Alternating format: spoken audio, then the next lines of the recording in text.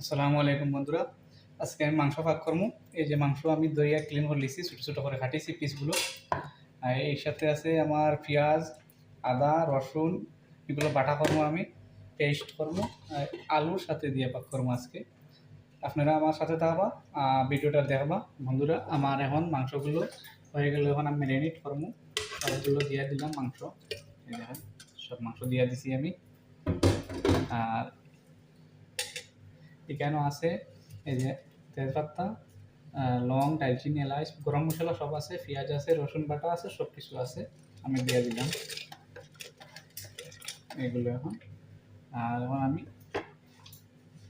এখন আমি এই যে অন্য তেল এটা দিলাম, এখন এই করলাম নতুন একটা তেল আনছি আমি, এই যে তেলটা এগুলো দিয়ে দিলাম। বেশি তেল দিতে নাই, পরে সমস্যা। এই যে মশলাগুলো সব আছে আমার এখানে, দেশি মশলা, সবগুলো দেশি মশলা আমি দিয়ে দিলাম এগুলো।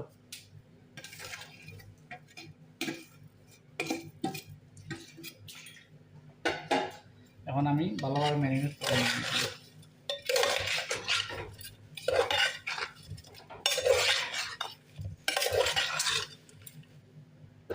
আমার ম্যারিনেট করা হয়ে গেল, আধা ঘন্টা লাগে আমি রাখিয়ে দিব এগুলো। এটা খুব সুন্দর হয়েছে ম্যারিনেট। আধা ঘন্টা এখন আমার তাপ হয়ে গেলো, ভালোভাবে ম্যারিনেট হইব। এইদিকে আমার ভাতগুলো হয়ে গেল বন্ধুরা, এখন আমি মাংসগুলো বসাই দিব। বন্ধুরা আমার ভাতগুলো হয়ে গেল, এখন আমি মাংসগুলো বসাই দিলাম। মাংসগুলো আমি এখন সিটি মারবো 10 থেকে 15 মিনিট। বন্ধুরা আমি এখন আলুগুলো ভাজা করে নিলাম, এইটা মাংসের মাঝে দিয়ে দিব। আমি এখন মাংস দিয়ে দিব। বন্ধুরা আমার রান্নাটা আরও 15 থেকে 20 মিনিট হইলে মোটামুটি হয়ে যাব। আপনারা সাথে থাকবা, দেখবা আমার ভিডিওটা কীরকম হইল। ফাইনালি বন্ধুরা আমার রেসিপিটা হয়ে গেল। খাসির মাংস আর আলু পাতলা পাতলা ঝোল করে বানাইছি আমি আজকে। খুব টেস্টি হইব ইনশাআল্লাহ। কালারটা দেখেন, খুব সুন্দর কালার আইছে মাশাআল্লাহ। খাবারটা খুব মজাদার হইব। আর এখন আমি খাইমু, পেটও খুব লাগছে। হ্যালো বন্ধুরা, আমার রান্নাটা ফাইনালি হয়ে গেল।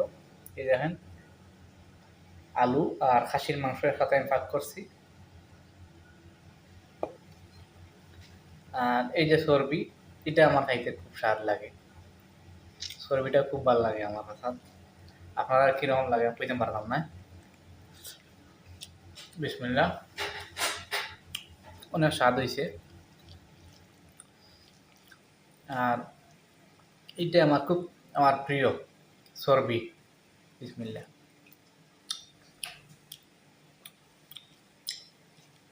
অনেক মজা হয়েছে। আর আমার আজকের রান্নার ভিডিওটা যদি ভালো লাগে লাইক করবা, কমেন্ট করবা, শেয়ার করে দিবা। আর কীরকম হইলো রান্নাটা আমারে কমেন্টও কইবা। আপনারা ভালো হইলেও কইবা, অসুবিধা নেই। আর সবাই ভালো থাকুক, সুস্থ থাকুক। আসসালামু আলাইকুম।